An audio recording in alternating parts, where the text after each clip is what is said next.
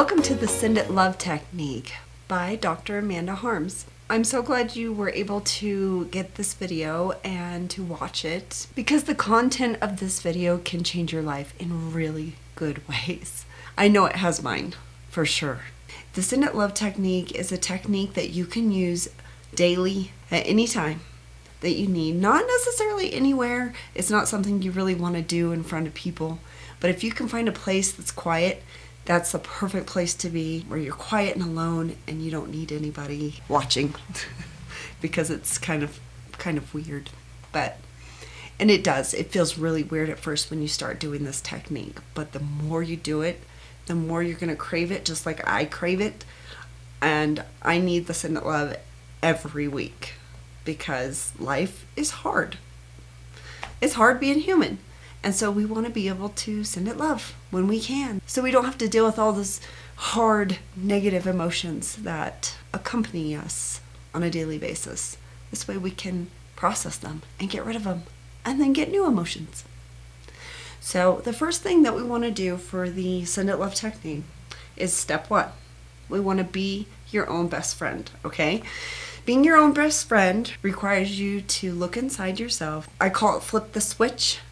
We want to flip the switch and we want to turn inward and we want to be really mindful of what's going on in here and what's going on in here. And I like to do bilateral processing.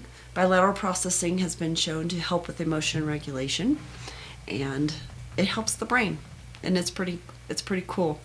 And so for me, I like to do the butterfly taps, but you can take your fists and pound them on your legs like this.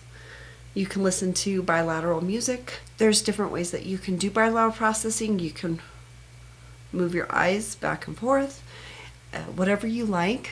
I like this because it's almost like I'm giving myself a hug. So whatever you like to do. I just tap back and forth, back and forth. And then I start by being my own best friend. So step 1, be your own best friend. And this is what I usually say. I say, "Oh, Amanda, I am so sorry how you were feeling the other day.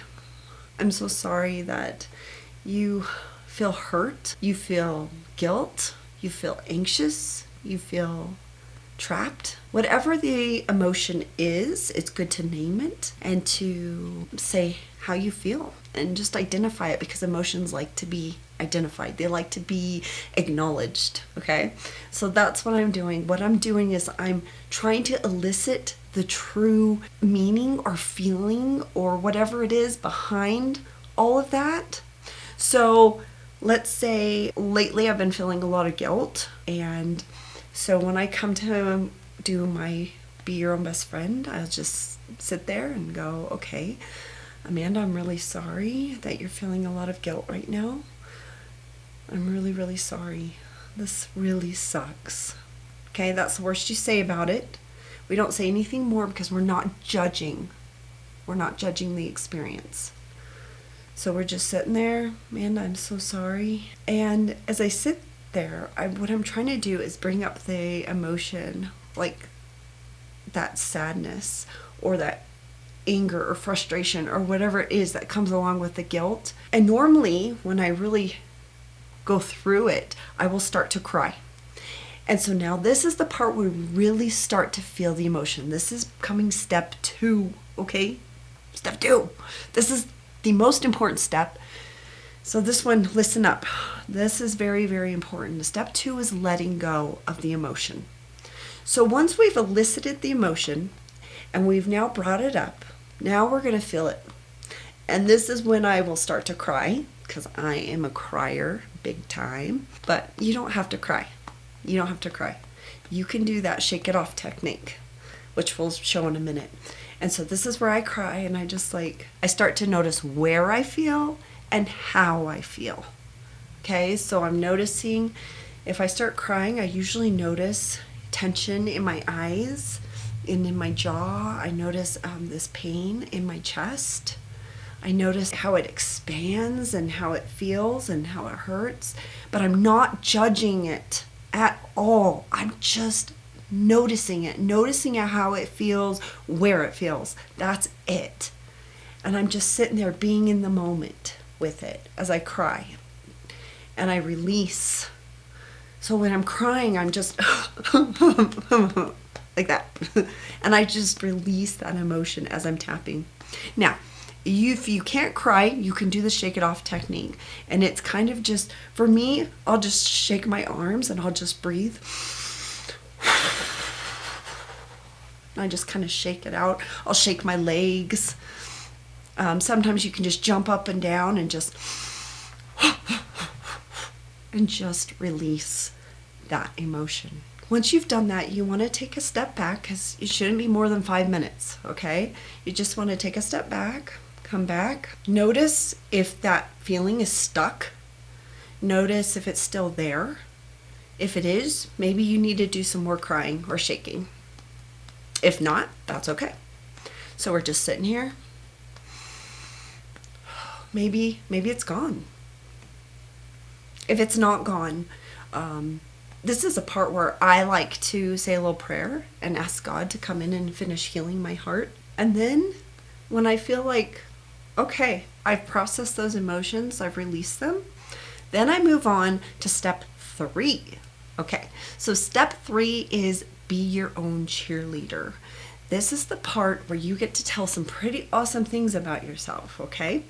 If you're not used to saying nice things about yourself, then say, okay, maybe I'm awesome. Maybe I can do this. But we're going to keep working on saying the things that need to be said. And so I'd probably say something like, Amanda, it's going to be okay. It's all going to work out. Everything is fine. You know, God, you have God on your side. You've got a great support system. So we just keep on saying those nice things about ourselves. And then that brings us into step 4, the last and final step, which is choose your own emotion, or gratitude, really. But when we bring in gratitude, we're basically choosing our own emotion. This is the part where I'm just like, Amanda, I am so grateful for my health. I'm grateful for my children. I'm grateful for my husband. I am grateful for where I live. I'm grateful. I just start naming off all the things that I'm really grateful for. And I keep naming them off until I actually feel gratitude. Okay? Because if you're not feeling gratitude, then I feel like I have an attitude, as I said, an attitude of gratitude. Just kidding. But if you don't have gratitude, if you're not feeling it, you need to say some more things that you're grateful for, because you want to bring in the emotion. We've just released all these negative emotions, and now we need to bring in the good emotions, which is gratitude.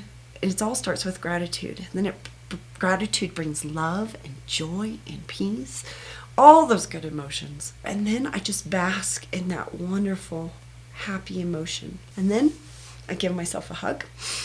I tell myself I love me. I love you, Amanda. And then I am done. Sometimes I have to give myself love for a couple of different things and do it. Sometimes I do take it all and wrap it into one, and I do it. Or sometimes I do it separately. It depends on what mood I'm in. But after that, I feel great. And I've processed my emotions. So this is something that you can practice on a daily basis. Keep on trying. Tailor it to you, because my version may not exactly be right for everybody, and that's okay. Just definitely keep practicing and keep doing the best you can. And next thing you know, you've got this.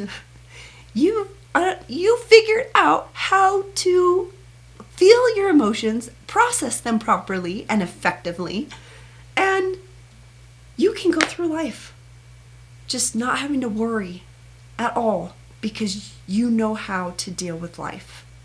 And it's fabulous. I love it. And I love you. And I hope you continue on with this great journey. Take care.